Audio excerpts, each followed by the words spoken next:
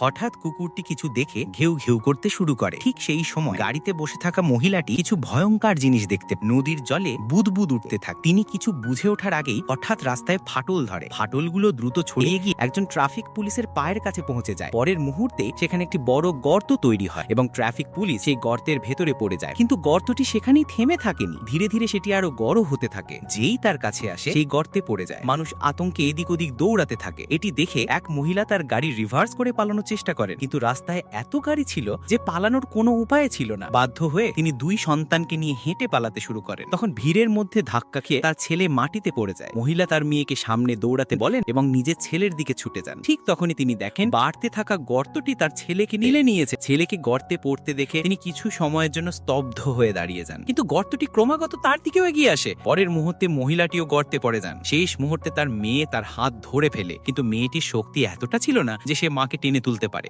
গর্তটি ধীরে ধীরে বড় হচ্ছিল। মহিলা বুঝতে পারেন মেয়ে যদি তার হাত না ছাড়ে তবে সেও গর্তে পড়ে যেতে পারে। তাই তিনি নিজেই মেয়ের হাত ছেড়ে দেন এবং নিচে পড়ে যান। পড়ার সময় তিনি একটি তীব্র উজ্জ্বল আলো দেখতে পান। তিনি সেই আলোর মধ্যে মিলিয়ে যান। গর্তটি তখন বিশাল হয়ে গিয়েছিল।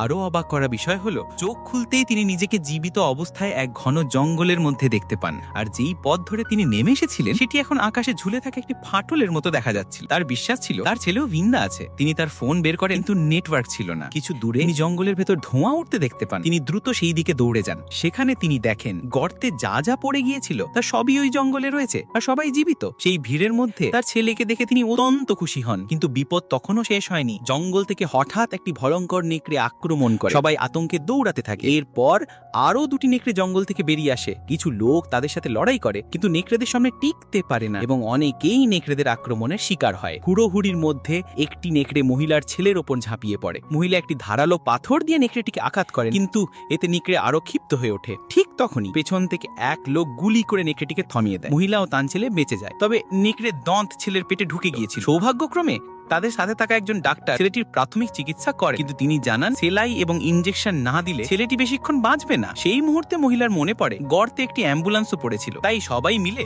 জঙ্গলের মধ্যে অ্যাম্বুলেন্স খুঁজতে বেরোন। কিছুক্ষণ পর তারা অ্যাম্বুলেন্সটি খুঁজে পায়। ঠিক তখনই জঙ্গল থেকে অদ্ভুত এক গর্জন শোনা যায়। পেছনে তাকিয়ে তারা দেখে সেটি একটি সাইবেরিয়ান সেবারটুথের টাইগার, যে হাজার হাজার বছর আগে বিলুপ্ত হয়ে গিয়েছিল। এখন প্রশ্ন হলো, এই সকল মানুষ কি বাঁচতে পারবে?